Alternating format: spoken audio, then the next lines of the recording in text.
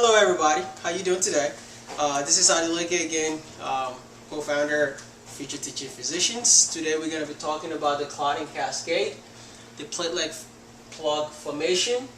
This is an important topic because it kind of gives you an idea as a medical student, or a pharmacy student, or nursing students, whatever healthcare profession you are in, to understand exactly how every time the body gets a cut and we're bleeding somewhere from somewhere, how does the body regulate this?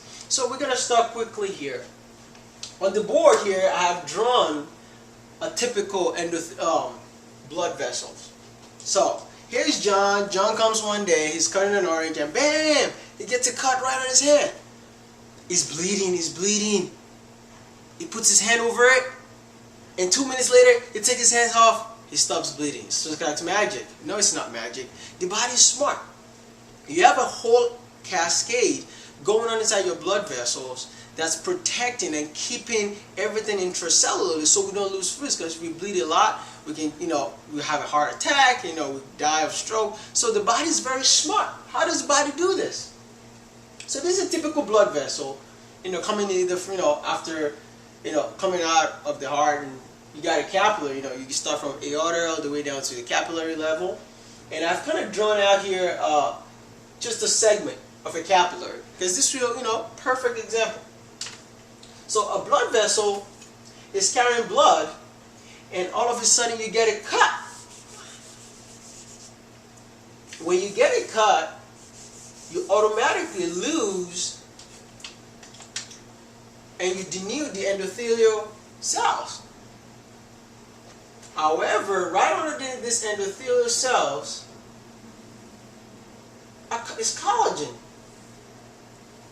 These are called subendothelial collagen. The first thing the body's going to do, it's going to make von Willebrand factor. Do you know where von Willebrand factor comes from? Let me see. Endothelial cells. You got to remember that. Endothelial cells that are not denuded or broken down are going to make von Willebrand factor. So von Willebrand factor is going to come over here and just sit. That is the first molecule. This is von Willebrand factor, also known as VWF. Now, when von Willebrand factor is laid down, it's a nice little sandwich. We need some cheese. No, we don't need cheese. We need a little bit of, onions, and when you order your sandwiches, platelets automatically run to the spot. What are we talking about first? We're talking about platelets. Platelet plug formation. Those are the first guy that are running to the spot. I call them paramedics. They're just like EMS. Somebody collapses on the floor, stop breathing. The first guy that shows them in the ambulance is EMS. Because you're bleeding, the platelets are going to show up. When the platelets get there, the first thing they're going to do is use their glycoproteins. They are little anchors because they want to bind to von Willebrand. So this is one platelet.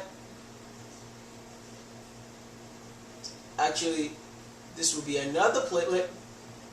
This we call adhesions. The platelets come over and use a glycoprotein called glycoprotein GP1B. You know how I remember it? B binds to von Willebrand. So these are the platelets.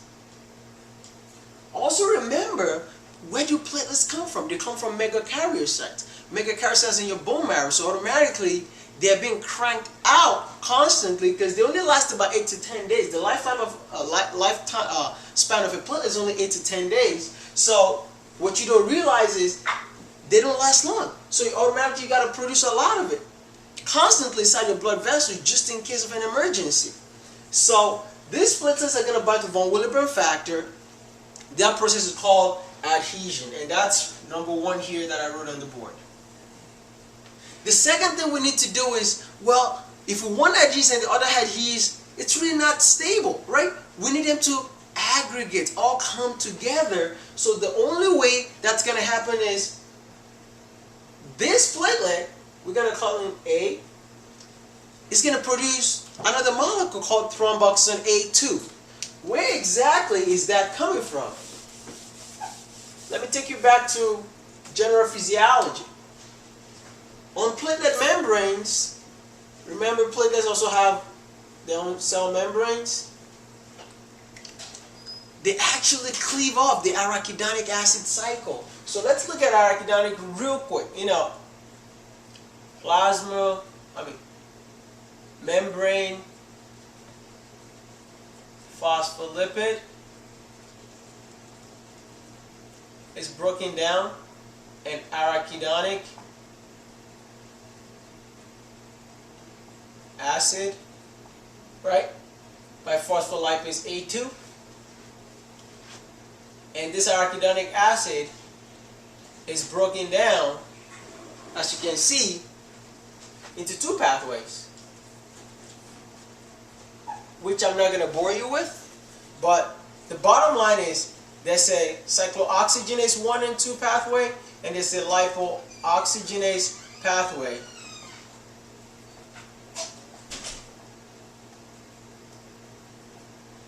Which makes either leukotrienes, right?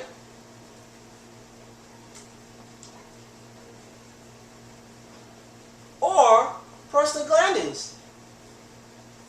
In the prostaglandin section, there's this nice mnemonic that I came up with, which a lot of people don't realize it, is there's prostaglandin D, there's prostaglandin I2, there's prostaglandin E, so it's kind of died. I thought that's the only way I could remember it, but you gotta know, like, DIE is gonna cause dilation, except prostacyclin also inhibits, causes vasoconstriction. But that's not the point of this lecture. The most important is this is where thromboxane A2 comes from, which causes platelet aggregation. So thromboxane A2 is going to be released by this guy, which is going to cause, it's like a little perfume, right? You ever go to a party, like, wow, is that Givenchy? Smelled that before. Yeah, exactly. It's going to aggregate a lot of platelets, and this is going to cause all these platelets to start coming to this spot, aggregate. Now, you got to realize the body is smart. This only happens because we have a cup, right? On a typical day, there's always a balance between procoagulation and anticoagulation. On a typical day, endothelial cells produces prostaglandin I2 and nitric oxide, and thromboxane I2 actually prevents platelet aggregation. But in this case, the balance, it's kind of a seesaw, right?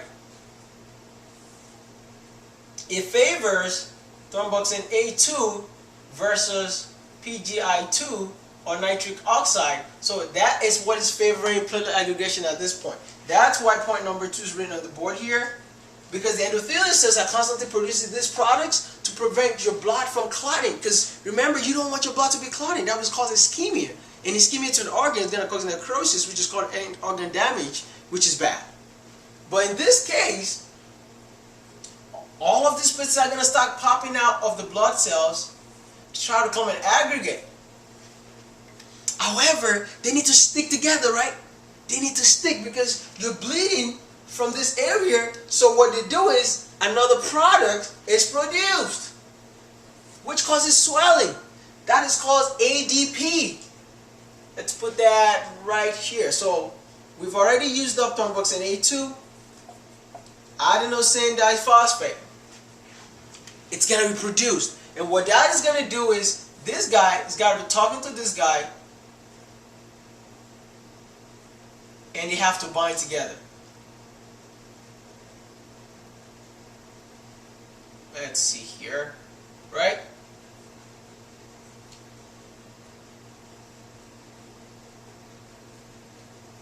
It's called glycoprotein 2B3A. Remember that. That is actually extremely important that you remember that.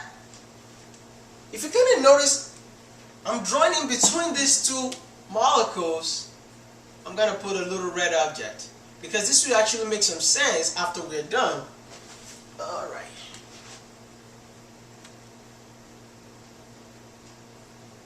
This is glycoprotein. Glycoprotein 2B3A. Okay? And there's a pathology that involves this little glycoproteins that we're going to discuss in clinical aspect of, after we're done with this lecture. But I want you to notice this little red object I'm drawing here is actually fibrinogen. Fibrinogen. Fibrinogen. Fibrinogen, ogen, is an inactivated form of any protein, which we're going to discuss a little bit why this is extremely important when we get to the coagulation cascade. We're going to go over that, but right now I want you to kind of see the summary of this. Is first, we need von Willebrand factor, right? Von Willebrand factor is going to come over, lay on the endothelial collagen, bam! The platelets are going to come and bind to the von Willebrand factor. That is called adhesion. That's rule number one. Rule number two, when the platelet gets there, it needs to what? They need to aggregate. The only way they can aggregate, they're going to spray a little perfume in the air called thromboxane A2. That's going to bring together all the other platelets. Like, yo, fellas, something is going on in here. Come and check it out. We want to stop you from bleeding. Then ADP, which is adenosine diphosphate, is going to stimulate the receptors. It's going to bind to the receptors on the these platelets to make them to express glycoprotein 2B and 3A. All this whole mechanism is called, I'm going to erase this for a second and create some space here so we don't make a mess. This whole piece right here is called the primary hemostatic plug. What is that? It took me a while to understand what that means. Primary means the first thing that happens. The second thing that happens, it's a hemostatic. Hemo means what? Blood. Static means stasis, to stop. Using what? A plug. It's very easy. What this means is every time I get a cut in my head and I'm bleeding, the first guy that gets there is what? A platelet. And the platelets are going to come and temporarily produce a membrane, a little bit of plug that's just going to hold the broken blood vessels so I don't keep bleeding. If you think about it, every time you get a cut, you stop it, you're like, whew, I stopped bleeding, look at that. Then you forgot, you put your hand in your pocket, and you rip out, and you're like, oh snap, I'm bleeding again. Do you know why? Because this is a primary hemostatic plug. Do you know what else is going to be added to the mix? We're going to put a little bit of calcium. Calcium. We're just going to put calcium here to solidify things. Anywhere you hear calcium, you know it's calcification. But it's temporary. I can easily peel it off and I'm bleeding all over again. How can we make sure we don't keep bleeding? That is part 2 of this lecture. That is the most important thing. But I want you to keep this picture in your head because now we are leaving the platelets and we're going to coagulation. This is one of the biggest things for people not to understand. Platelets are completely different. Platelets are little tiny little guys. They don't last long. They bind together. They form a primary hemostatic plug. Compared to coagulation factors. Coagulation factors, I'm going to tell you the end before the beginning so that when I come back and tell you, like, remember this? Look at this is fibrinogen, not fibrin, ogen. So the goal of the body is to produce something really tight and solid. So we have to convert the fibrinogen into fibrin, fibrinogen into fibrin, so that we can form a nice little tight, shredded, non-disruptible secondary hemostatic plug. So that when you have that formed, even if you do this, it's already solid, it's well done. But we need coagulation factors. So the next chapter we're going to go over, after understanding this concept, is how do we understand and memorize the dreaded coagulation cascade.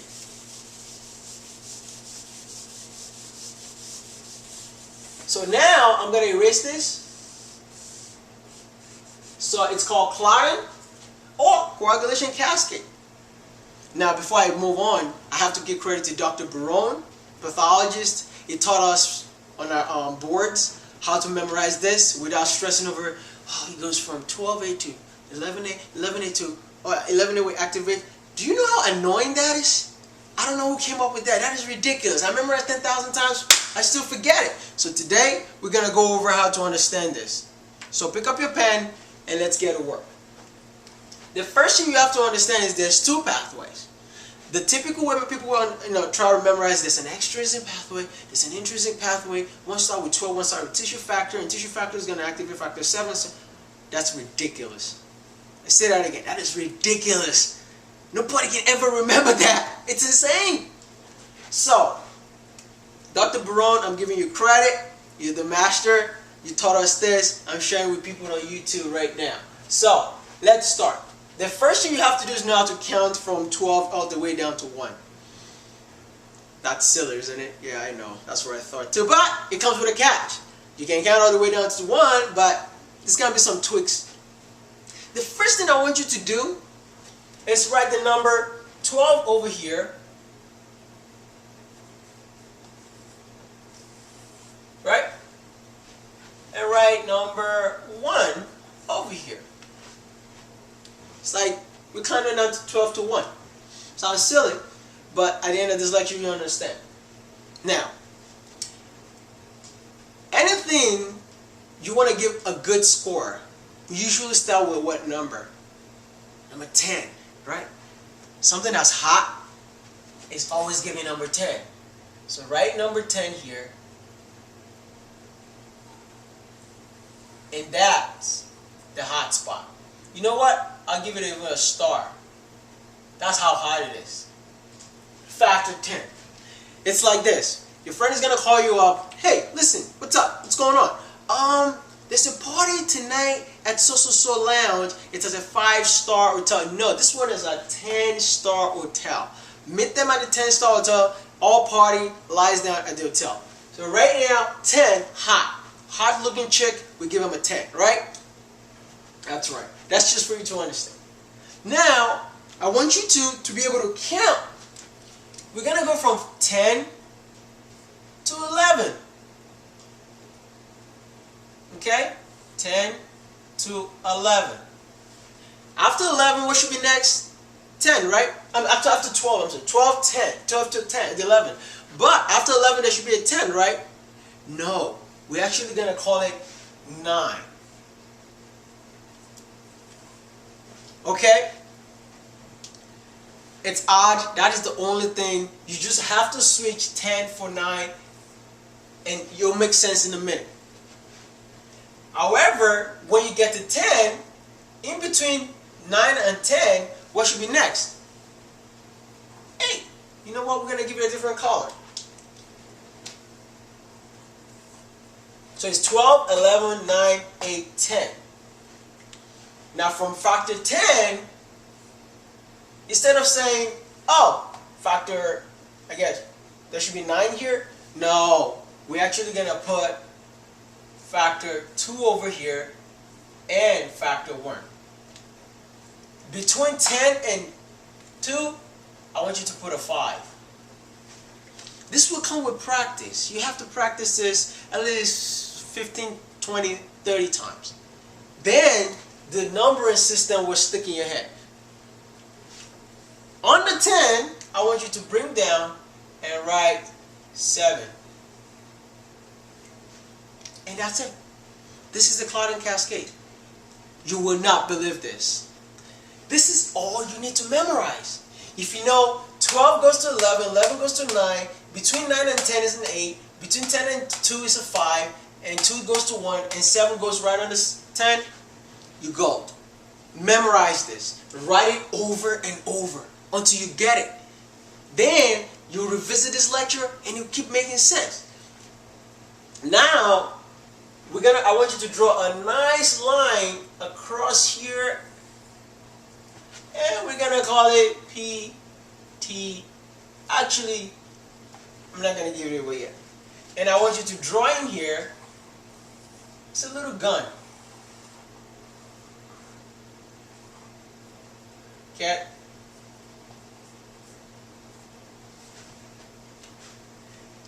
This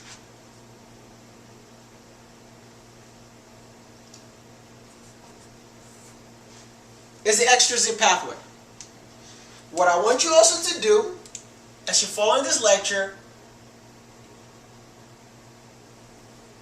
is to highlight these guys. 9, 10, 7, 2, 9, 10, 7, 2, 2, 7, 9, 10, 2, 7, 9, 10. I'm going to explain to you why that is important in a minute, but I want you to realize this pathway that goes this way, this is the extrinsic pathway.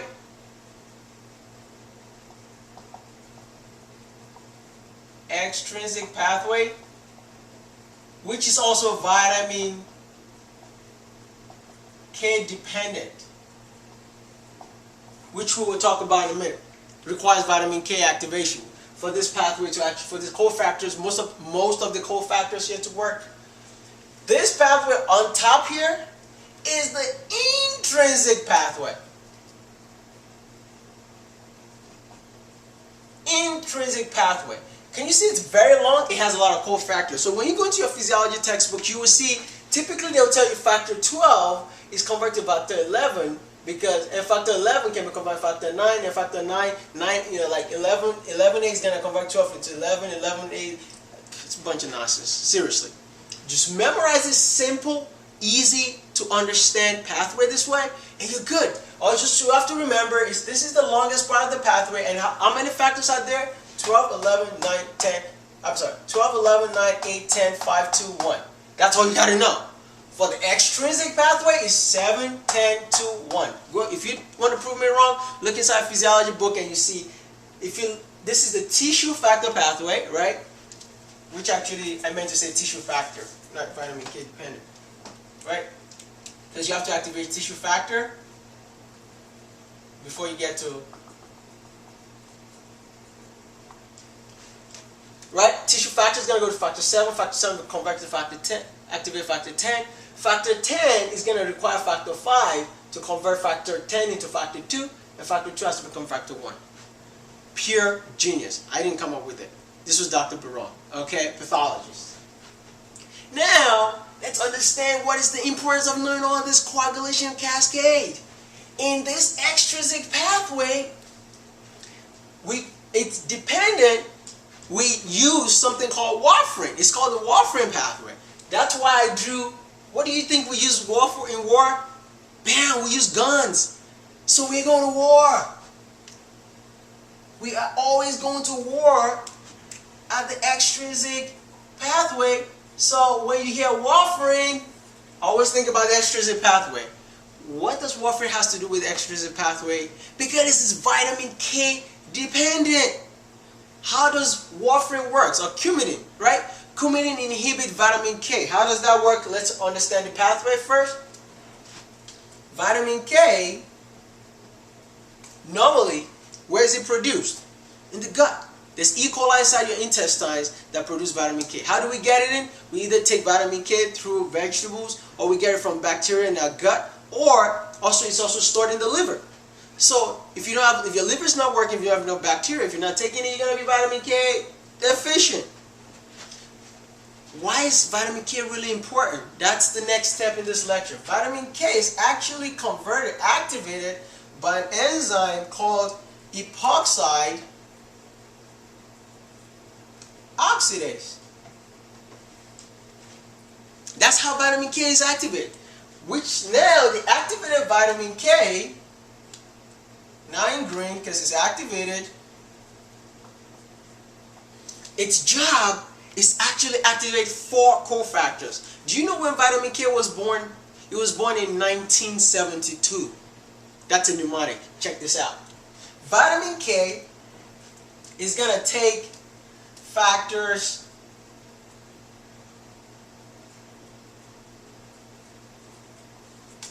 check this out. This is actually 1972, but it's not a 1. You always have to remember it's a 10. Okay? It's actually factor 10, factor 9, factor 7, factor 2. What factors were those?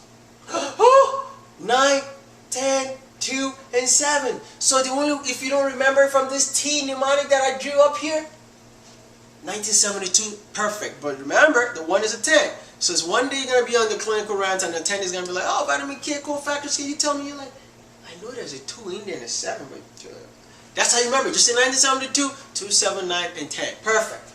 And also, protein C and protein S. What vitamin K is going to do is going to activate these factors and make them active. And the way it does that is by adding a gamma carboxyl group. Can you believe that? It's actually going to take this and attach it to one factor. Let's say this is factor 10. And that's how factor 10 became activated. And factor 9, and factor 7, and factor 2. Okay? Once these cofactors are activated, then this pathway can now work. And we're going to see the end result in a minute.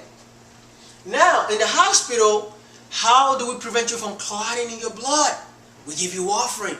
And what warfarin is going to do is going to prevent you, this activated vitamin K, right? Warfarin is going to prevent epoxide oxidase from activating vitamin K. If vitamin K cannot be activated, vitamin K cannot also convert this inactive forms of these enzymes into their active form. Which means if they're not active, you can't clot. That's why people that have atrial fibrillation, we put them on warfarin, because we do not want their coagulation factors to clot through a clot from their lung, from their heart all the way down into the brain to form a stroke, or even down into their renal arteries to have renal failure, even something down into the mesenteric vessels like the superior mesenteric artery to have mesenteric ischemia, and even down, it can even go down to their legs, and it can get a clot down, get peripheral artery obstruction down in their lower extremities and get cyanosis, and they can get necrosis of their lower. Can you see how serious this is? That's how warfarin works. So how do we order labs? I shouldn't be really going to this, but it's kind of a nice clinical side talk we have to always mention.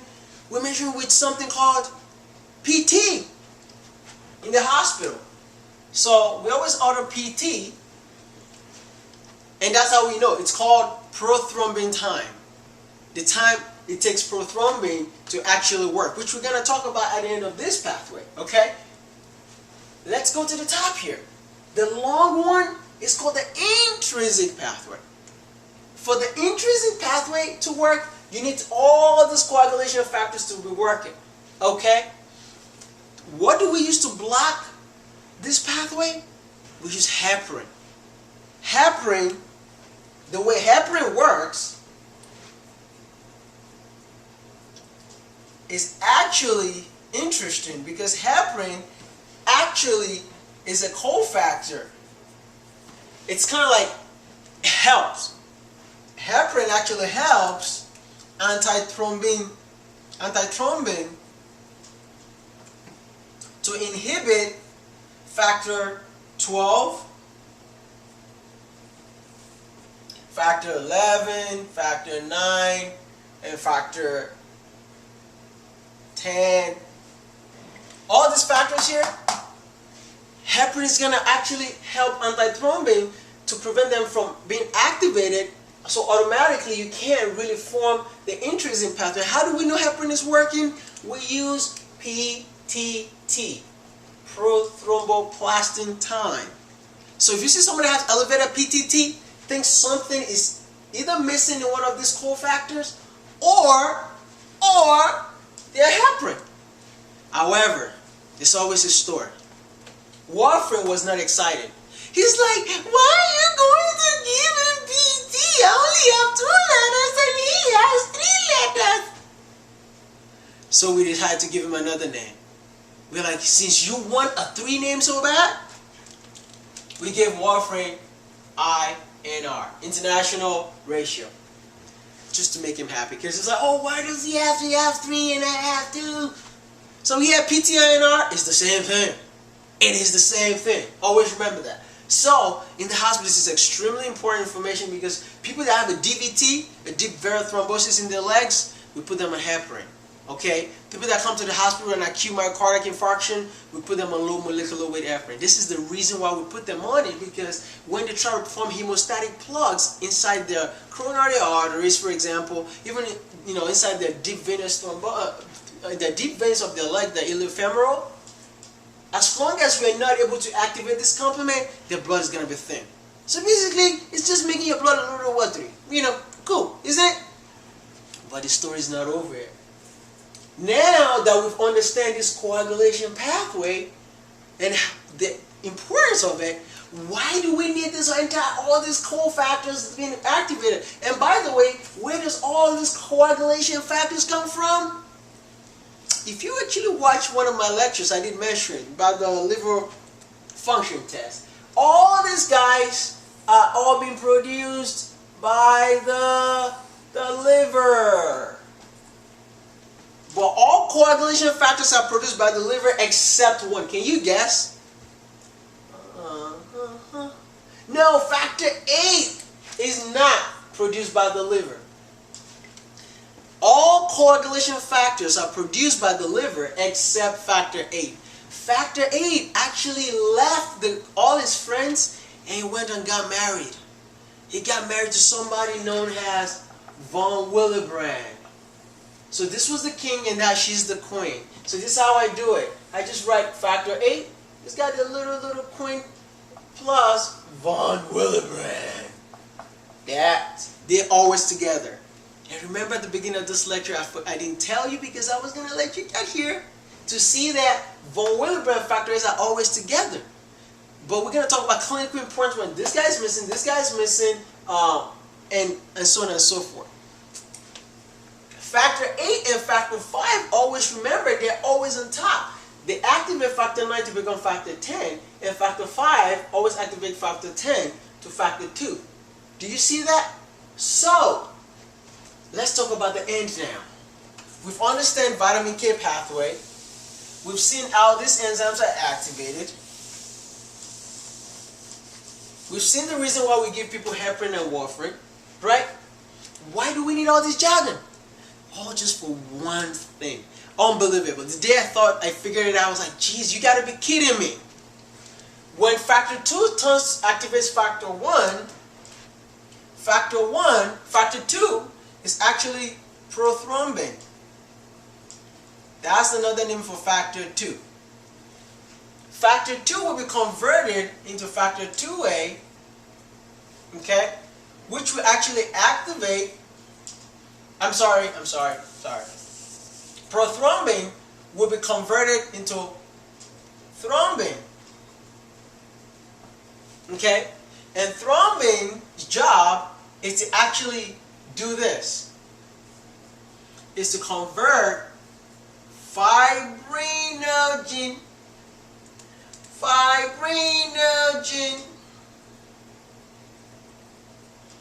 into fibrin,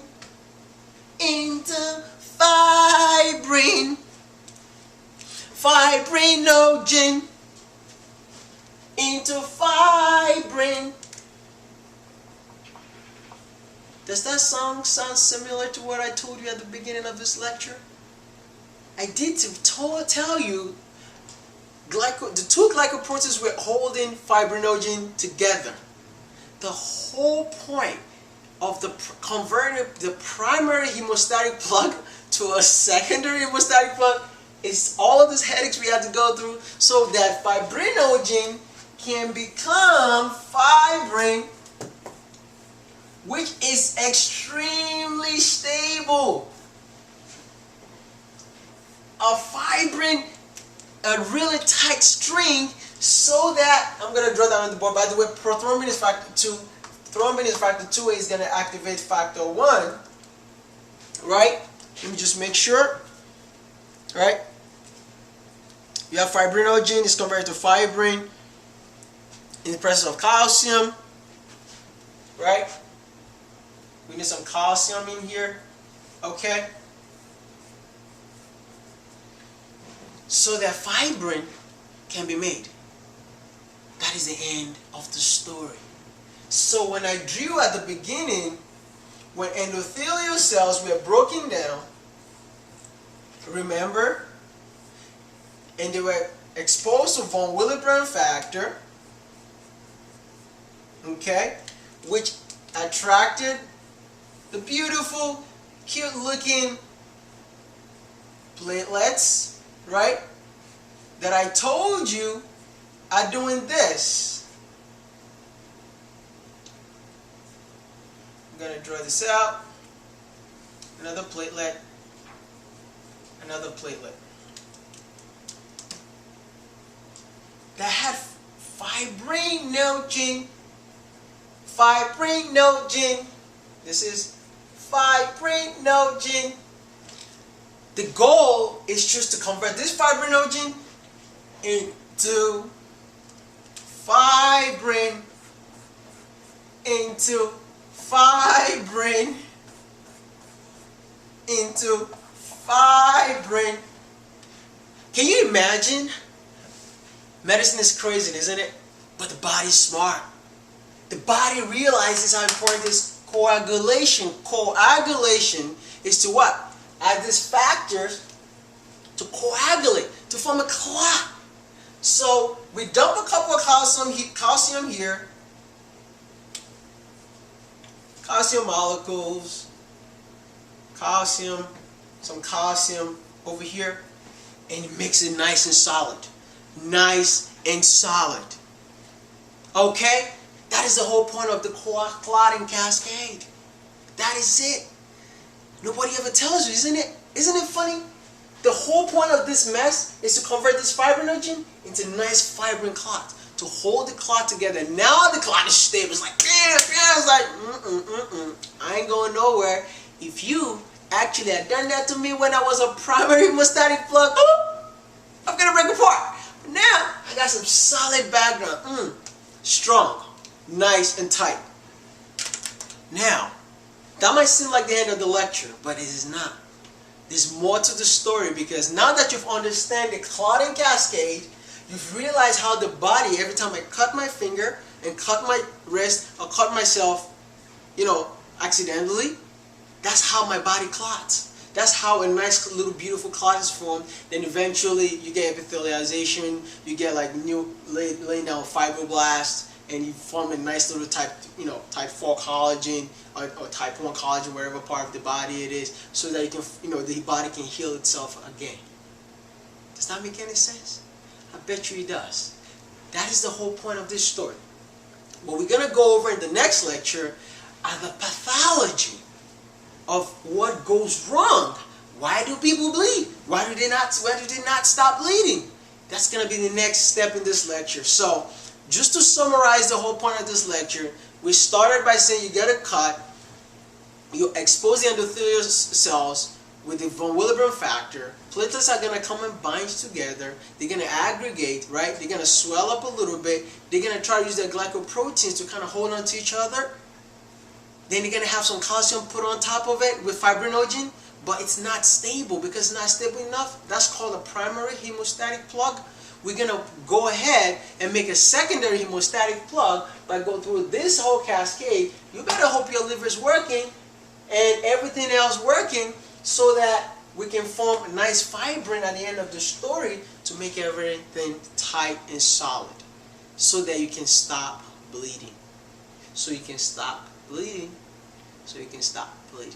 Okay, so guys, let's watch the second part of this video. We're going to go ahead and talk about pathologies in the next session.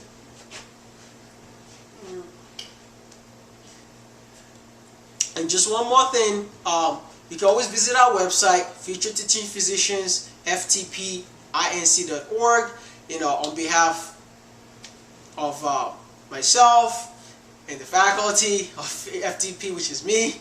I wish you guys all the best. Take care. Bye-bye.